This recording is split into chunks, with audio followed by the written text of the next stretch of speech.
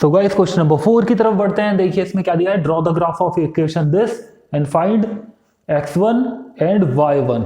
x1 और y1 की value निकालनी है।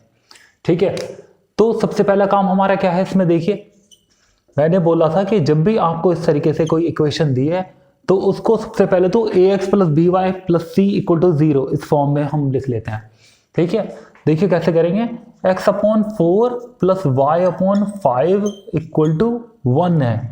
ठीक है, दोनों तरफ से एलसीएम लेंगे, नीचे डिनोमिनेटर का 20 आएगा, यहाँ पर 4 5 20, ऊपर 5x, फिर इस तरह यहाँ पर 4y इक्वल टू क्या हो जाएगा हमारा 1 ऑलरेडी है ही।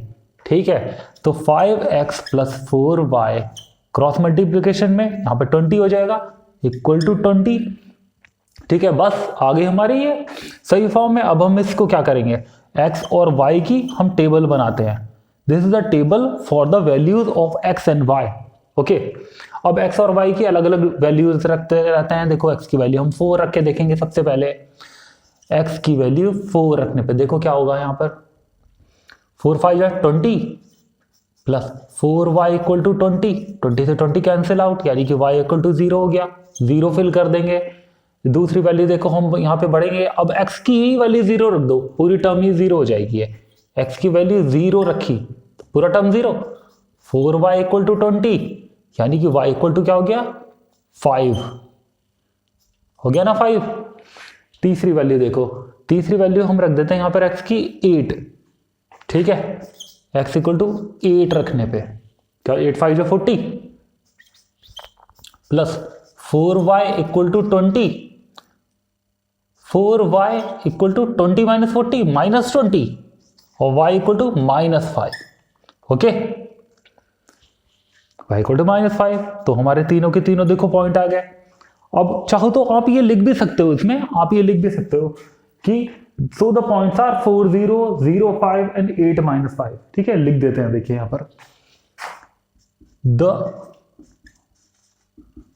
Points are 4 0 0 5 and 8 minus 5। अब तीनों के तीनों पॉइंट को यहां पर पुट करते हैं। देखो 4 0 हमारा कहां पर होगा, यहां 4 0।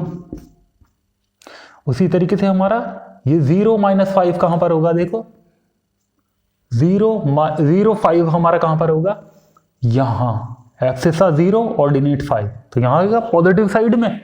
ठीक है, 0 5।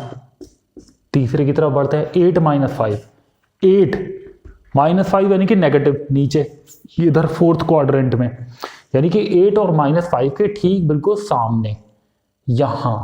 Okay, 8 minus 5। ठीक है, तीनों पॉइंट ही हो गए। स्ट्रेट लाइन हम ड्रॉ कर लेते हैं सबसे पहले। ओके, हमने स्ट्रेट लाइन यहां पर ड्रॉ कर दी है। इसके बाद देखो इसमें क्या क्या काम दिया है, x1 the value of x when y equal to 10, यानी कि देखो ये जो हमारी इक्वेशन थी ना, ये वाली 5x plus 4y equal to 20, इसको हम इक्वेशन 1 बोल देते हैं। ठीक है, अब इसी से हमारी वैल्यू निकलेगी। देखो क्वेश्चन नंबर 1 है ये हमारा, when y equal to 10, y equal to 10 putting in equation 1, इस वाली 1 इक्वेशन में रखो। देखो इसको इक्वेशन ही लिख लेते हैं। देखो सबसे पहले 5x plus 4y equal to 20 है, इसमें y इक्वल टू 10 रखोगे यहां पर, तो क्या हो जाएगा ये 5x प्लस 4y यानी कि 4 टाइम जा 40 हो जाएगा। 5x प्लस 40 इक्वल टू 20 और 5x equal to 20 minus 40 minus 20, यानी कि और x इक्वल टू कितना हो जाएगा हमारा माइनस 5 4 जा 20, यानी कि x इक्वल टू माइनस 4।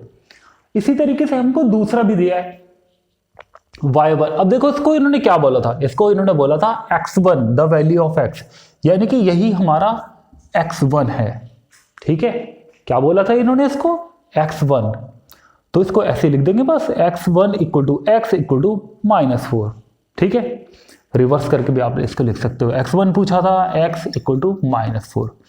ठीक है, बस आपको समझ आना चाहिए। इसी तरीके से इसका पार्ट 2 है। देखो पार्ट 2 में भी इसी तरीके से वैल्यू पूछी है इन्होंने, y1 हमको बताना है when x equal to 8, x की वैल्यू 8 है, इस वाली इक्वेशन में रख देते हैं। फिर से लिखेंगे, देखो इसको पुट इन इक्वेशन 1, ठीक है, यहां पर भी इसको 1 नहीं इक्वेशन 1 लिखना, ठीक है।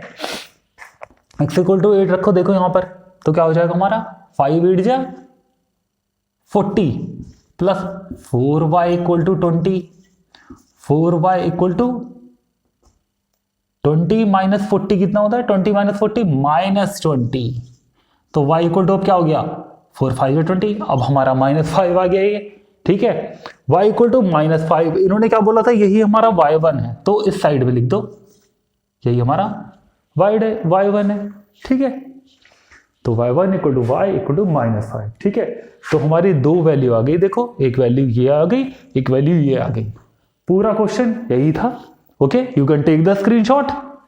So guys, क्वेश्चन नंबर 5 में देखते हैं, draw graph for this equation and use it to find the area of a triangle formed by the line and coordinate axis. यानी कि हमें इस इक्वेशन के लिए ग्राफ ड्रॉ करना है और उससे हमारी एक लाइन ड्रॉ होगी, ठीक है। एक लाइन वो होगी, एक लाइन एक्स एक्सिस की होगी और एक लाइन होगी हमारी वाई एक्सिस की। तो इन तीनों लाइनों से, यानी एक्स और वाई दोनों एक्सिस और हमारी ड्रॉ करी हुई लाइन से जो हमारा ट्राइंगल फॉर्म होगा उसका हमको एरिया भी बताना है, ठीक है। तो सिंपल क्वेश्चन है, डिफिकल्ट क्वेश्चन नहीं है ये। देखिए करते हैं क्वेश्चन नंबर 5। तो सबसे पहले तो इक्वेशन लिख लेंगे। देखिए इसमें 4x माइनस 3y प्लस 12 है, उधर जब जाएगा ये तो -12 हो जाएगा। सबसे पहले हम क्या काम करते हैं, x और y की टेबल बना लेते हैं, ठीक है, जिससे कि हम डिफरेंट इसकी वैल्यूज रख सके और हमारी स्ट्रेट लाइन फॉर्म हो सके, ठीक है।